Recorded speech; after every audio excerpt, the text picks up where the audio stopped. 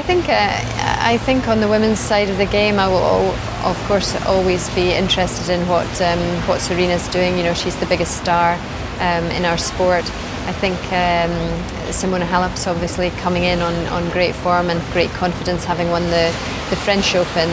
Not so sure that her game is best suited to grass. I think she's obviously better on the clay and on the hard courts. On the men's side, it's hard to look past Roger Federer, just the most incredible record at Wimbledon, and has a game with so much variety and perfectly suited for grass, you know, with the slice, the accuracy of the serve and the ability to come forward whenever he wants to. Very comfortable doing that.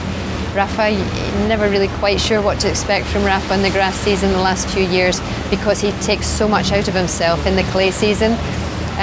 Djokovic is starting to come into some good form again, so you never know, it could be time for him to make a run. And then Cilic, big flat shots, hard to pick off the grass, and coming in having won at Queen's, and Sasha Zverev probably the young gun to look out for. But yeah, I think on the men's side it's hard to see past Federer, and on the women's side I think anything could happen.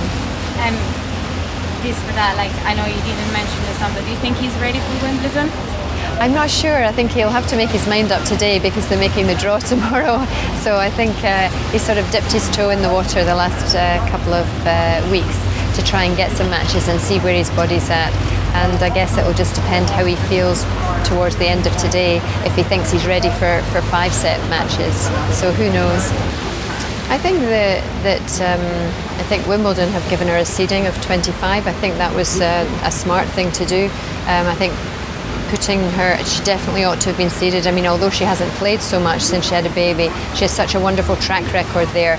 And more recently, she made the last 16 of the French Open, so she clearly has the form to go far in the slams, even without a lot of match practice, I guess, since she came back from having her daughter. Well, when I started playing tennis, you probably had to be about 10 or 11 years old to be able to handle the racket, because they were wooden and they were heavy, and you played on a full-size court. Nowadays, you can start on miniature courts with sponge balls and mini rackets, so women and girls can start much earlier. I think the tour obviously has changed a lot. It's much more professional.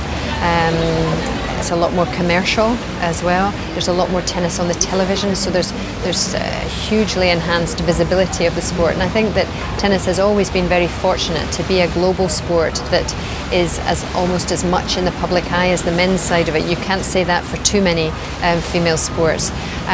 Things that I would love to see more of would be more women coaches. The women's tour is still dominated by male coaches.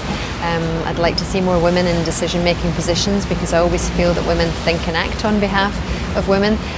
But I think there's a big groundswell around women's sport in general at the moment, and certainly a big push, I think, now from the WTA to increase the visibility and create more opportunities at grassroots, so that when you see it on the television and you want to try it, that there's somewhere for you to go to learn how to play or to help with the delivery. You know, lots of ways where women can become involved in tennis. Getting out 20 minutes, like he was telling me